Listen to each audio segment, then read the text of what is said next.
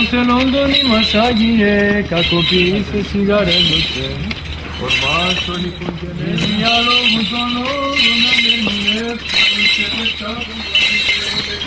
Κύριος Τρίφωμα μακάρισε της ακυράτου τεφής σου επώνυμος, ο γενναίος των Χριστών επιγής ομολογήσας και διατού των ύμνων ουρανής της αηδίου απολάβου μακαριότητος, και με τα παρησία στο θρόνο της ερσιλιοθεότητος παριστάμενος σου, τη μαρτυρική μεγαλειότητα προστρέχουμε με τα Θεόν πάντες ημείς και μαρτυρή και ανάξι δούλου σου, και τον αμαράντινον του μαρτυρίου έλαβε Στέφανον και πάγωσον της δεήσεως ημών των ταπεινών νικετώσουν, και της ενεστώσης ανάγκης των ερπετών και ακρίδων και θηρίων και πολυδός ζωηφίων των ημενωμένων, τους καρπούς των χωραφίων και αμπελώνων και κήπων ημών απολύτρωσε, ότι κινδυνεύομεν υπ' αυτό λοιμό και θανάτου και παντελή παραδοθήν αφανισμό, ημίστε και πάσα ύπαρξη ημών, εάν μη ηχτηρμής του ταχαίως ημάς προκαταλάβωση.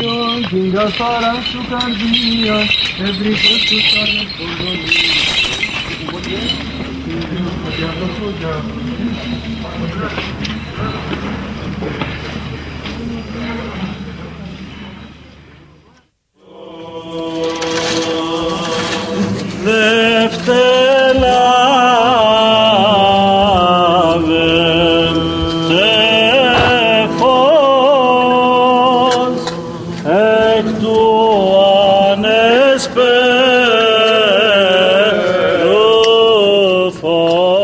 Το σκοτάδι νικέται.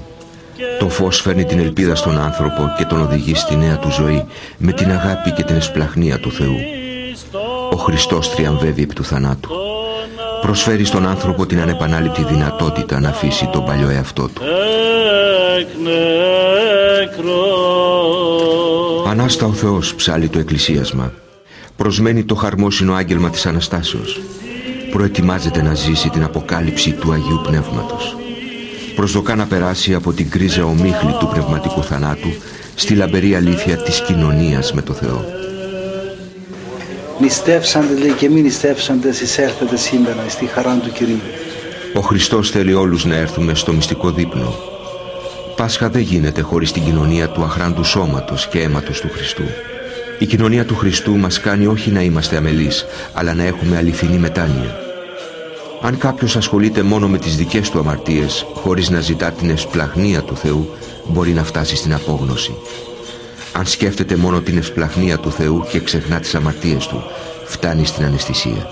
Ο άνθρωπος, για να μπορέσει να ευτυχήσει στη ζωή του, πρέπει να γευθεί τη χάρη και τη χαρά της Αναστάσεως, που η χαρά αυτή της Αναστάσεως δεν είναι μια συναισθηματική κατάσταση, αλλά είναι εμπειρία του Αγίου Πνεύματος.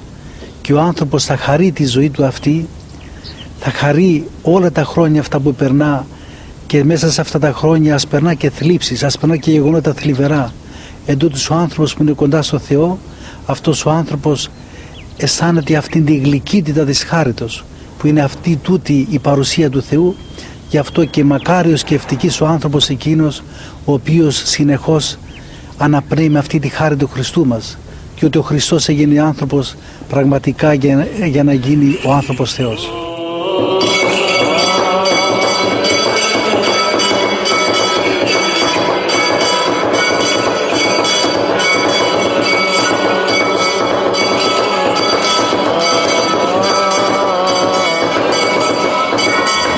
Η οικουμένη εφραίνεται από την απέραντη αγάπη του Θεού.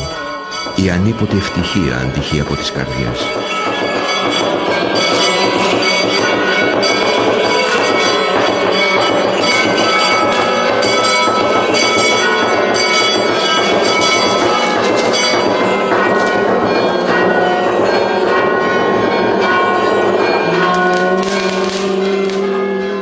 Πάρατε πύλας οι άρχοντες ημών και πάρθητε πύλεόνι και εισελεύσετε ο βασιλεύς της δόξης. Κύριος των δυνάμεων αυτός εστίν ο βασιλεύς της δόξης. Αναστάσεως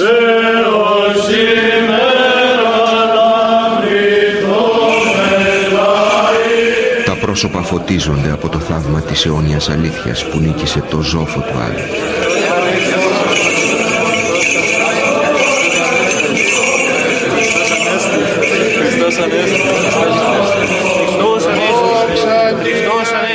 Ο μοναχός μοναχός που αγωνίζεται σωστά αυτή την περίοδο αισθάνεται πολύ μεγάλη χάρη την ώρα της Αναστάσεως. Γιατί η Μεγάλη Τεσσαρακοστή δεν θα γίνει αξία αν δεν ήταν το γεγονός της Αναστάσεως. Αυτή η νηστεία δίνει πολύ χάρη στους μοναχούς, διότι σε αυτό το στάδιο, παρόλο που όλη η ζωή του μοναχού είναι μια νηστεία και μια ενίκης εγκράτεια, εν τούτης όμως αυτή την περίοδο της Μεγάλης Τεσσαρακοστής είναι μια περίοδος που πραγματικά ο μοναχός ζει με περισσότερη εσωστρέφεια, ζει με περισσότερη νύψη, ζει με περισσότερη προσοχή στις αισθήσεις και ακριβώς αυτή η ιδιαίτερη ασκητική του πράξη ελκύει περισσότερο ιδιαίτερα την Θεία Χάρη. Και βλέπεις τον μοναχό παρόλο που στερείται από τα αρτήσιμα φαγητά, εν τούτης αισθάνεται χαρούμενος, αισθάνεται ολοκληρωμένος, αισθάνεται γεμάτος χαρά και γεμάτος κέφι, γιατί ποιος παράγων νομίζετε δίνει κέφι στον άνθρωπο? Η χάρη του Αγίου Πνεύματος. Οι μοναχοί νηστεύοντες σαν την περίοδο της Μεγάλης Τεσσαρακοστής και περιμένοντας την Ανάσταση, την περιμένουν με τόση δίψα, με τόσον πόθο, με τόση χαρά, με τόση αν θέλετε ανυπομονησία πνευματική, διότι ακριβώς την ημέρα της Αναστάσεως είναι η ορτή που πατάσεται ο θάνατος και πραγματικά βιώνεται η αιωνιότητα, βιώνεται η εχριστός ζωή στους αιώνες. Αιώνες τώρα ο άνθρωπος υποτάσσει το εγώ του σε αυτή την εσχατιά, στη βορειοανατολική πλαγιά του Αγίου Όρους. Η Ιερά Μεγίστη Μονή Βατοπεδίου. Εδώ βρέθηκε να κοιμάται δίπλα σε μία Βάτο το παιδί του Μεγάλου Θεοδοσίου, ο πρίγκιπας Αρκάδιος, που σώθηκε από την Παναγία, ενώ κινδύνευε από βέβαιο πνιγμό σε θαλασσοταραχή κοντά στο Όρος. Στο εγκατελειμμένο μοναστήρι που σύμφωνα με την παράδοση έκτισε ο Μέγας Κωνσταντίνος και κατέστρεψε ο Ιουλιανός ο Παραβάτης, ο Μέγας Θεοδόσιος το επανίδρυσε από ευγνωμοσύνη στη Θεοτόκο. Τα ευρήματα πρόσφατων ανασκαφών δείχνουν να επιβεβαιώνουν την παράδοση. Η παράδοση δέχεται ότι υπήρχε εδώ εκκλησία από την εποχή του Μεγάλου Κωνσταντίνου, έγινε μια καταστροφή επί Ιουλιανού του Παραβάτου και στη συνέχεια ο Μεγάλος Θεοδόσιος, εξαιτίας ενός θαύματος που έκανε η Παναγία στον Αρκάδιο το γιο του, ξαναέκτισε πάλι την εκκλησία και η παράδοση δέχεται ότι εδώ υπήρχε και ένα μοναστήρι μέχρι τις αρχές του 10ου αιώνα. Για την παράδοση δεν είχαμε τίποτα συγκεκριμένο ιστορικά, εκτός από τις ανασκαφές που έγιναν τελευταία, που είναι πάρα πολύ ενδιαφέρουσες, διότι έδειξαν ότι υπάρχει κάτω από το σύγχρονο ναός του 10ου αιώνα, μιλάμε για 1000 χρόνια, κάτω όμως από αυτό το ναό, ένας άλλος ναός που είναι εκτισμένος περίπου την ίδια εποχή του Μεγάλου Θεοδοσίου, μια βασιλική τεράστια.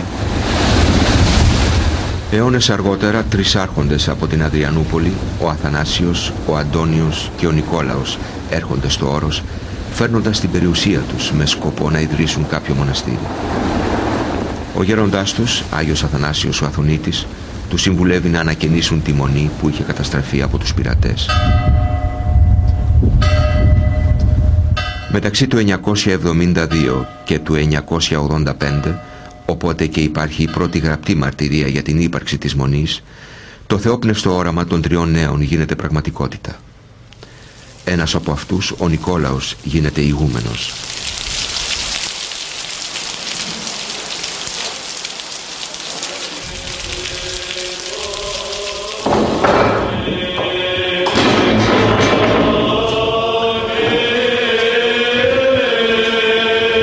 Εδώ είναι ο τάφος των τριών χτιτόρων της Μονής που βλέπουμε να εικονίζονται και στην τοιχογραφία εδώ.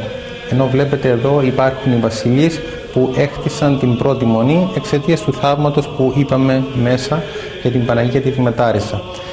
Εδώ λοιπόν υπήρχε η παράδοση ότι είναι χαμένοι οι τρεις αυτοί χτίτορες, γι' αυτό και πριν από 15 περίπου χρόνια με την βοήθεια της αρχαιολογικής υπηρεσίας ανοίχθηκε ο τάφος και πράγματι στα δύο χωρίσματα του τάφου βρέθηκαν τα λείψανα τριών ανδρών και μια σχετική επιγραφή πάνω σε μπρούντζο, η οποία ευεβαίωνε ότι ο τάφος αυτός είναι ο τάφος των χτιτόρων. Τα οστά των τριών αυτών χτιτόρων μεταφέρθηκαν στη θήκη αυτή που βλέπετε εδώ πέρα και γι' αυτό καθημερινά εδώ πέρα γίνεται τρισάγιο εις μνήμη των χτιτόρων. Η Παναγιά ήθελε στο περιβόλι της το βατοπεδινό μοναστήρι. Το είχε πάντοτε υπό τη σκέπη της. Δεν είναι λίγα τα θαύματά της στη χιλιόχρονη και πλέον ιστορία της Μονής. Όπως τότε που ο ηγούμενος Γενάδιος πήγε να ασπαστεί την ιερή εικόνα της Παναγίας Παραμυθίας, μια τοιχογραφία του 14ου αιώνα στον εξωνάρθηκα του Καθολικού, πριν δώσει τα κλειδιά στον πορτάρι για να ανοίξει την πύλη του μοναστηριού. Η μητέρα του Χριστού τον ειδοποίησε ότι έξω από την πύλη παραμόνευαν πειρατές. Ο ηγούμενος βλέπει την εικόνα να ζωντανεύει μπροστά του και την Παναγία ολοζώντανη να ετοιμάζεται να του μιλήσει. Ο Κύριος όμως σηκώνει το χέρι του και όπως βλέπετε προσπάθησε να κλείσει το στόμα της Παναγίας λέγοντας οργισμένος «Μητέρα, μην τους ειδοποιείς, ας τους να τιμωρηθούν γιατί δεν τηρούν τις εντολές μας». Η Παναγία όμως στρέφει το πρόσωπο προς τα δεξιά, κατεβάζει το χεράκι του Κυρίου και ειδοποιεί ξανά τον Άγιο Γεννάδιο. Ο Άγιος έτρεξε, ειδοποίησε τους πατέρες, οι οποίοι ανέβηκαν στα τείχη της Μονής και έτσι οι πειρατές δεν κατάφεραν να μπουν στη Μονή. Από τότε οι μορφές έμειναν στην τελευταία φάση του θαύματος.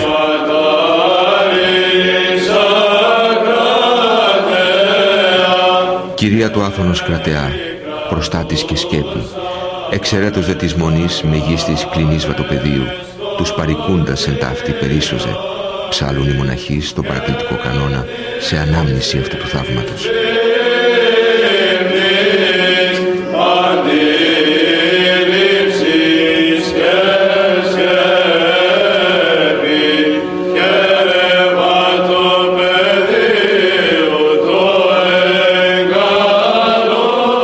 Η λαμπάδα στη χάρη της δεν έπαψε να καίει ακόμη και σε στιγμές που το μοναστήρι κινδύνευσε με αφανισμό.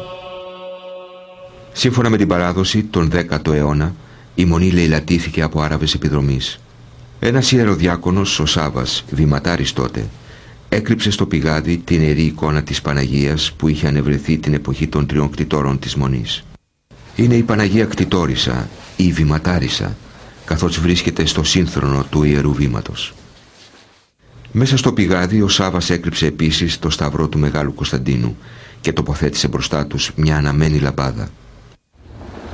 Ο διάκονος μεταφέρθηκε αιχμάλωτος στην Κρήτη, όπου παρέμεινε για 70 χρόνια. Όταν επέστρεψε, είπε στους μοναχούς που δεν γνώριζαν τίποτα ότι είχε κρύψει τα ιερά κοιμήλια στο πηγάδι. Η εικόνα βρέθηκε όρθια πάνω στο νερό και η λαμπάδα της ήταν ακόμη αναμένη. Δεν ήταν λίγες οι φορές που ο κίνδυνος να ερημωθεί το μοναστήρι δεν προερχόταν από τους επιδρομείς, αλλά από την ανέχεια. Η Παναγία βοήθησε τους μοναχούς να επιβιώσουν σε ώρες δύσκολες. Όπως τότε που σύμφωνα με την παράδοση το λάδι ήταν λιγοστό και ο δοχιάρης, Όσιος Γεννάδιος, άρχισε να το εξοικονομεί μόνο για τις ανάγκες της Εκκλησίας. Ύστερα από παράκληση του μάγειρα, ο ηγούμενος του ζήτησε να δίνει αφιδώς λάδι στην αδελφότητα, ελπίζοντας την πρόνοια της Θεοτόκου, όπως και έγινε. Όταν άνοιξαν την είσοδο του δοχιού, είδαν από αυτήν εδώ τη σαρκοφάγο να τρέχει λάδι και όπως ξεχύλιζε το λάδι έτρεχε και έβγαινε έξω. Οι πατέρες αμέσως με κουβάδες πήραν λάδι και γέμισαν όλα τα άλλα δοχεία και μόλις γέμισαν όλα τα δοχεία του δοχιού αμέσως το λάδι σταμάτησε να ρέει και γι' αυτό η εικόνα της Παναγίας ονομάστηκε Ελεοβρίτισσα, επειδή ανέβλησε λάδι. Μαρτυρίες θαυμάτων βρίσκονται διάσπαρτες στη Μονή μέσα στη χιλιόχρονη και πλέον ιστορία της. Όπως η παράδοση με την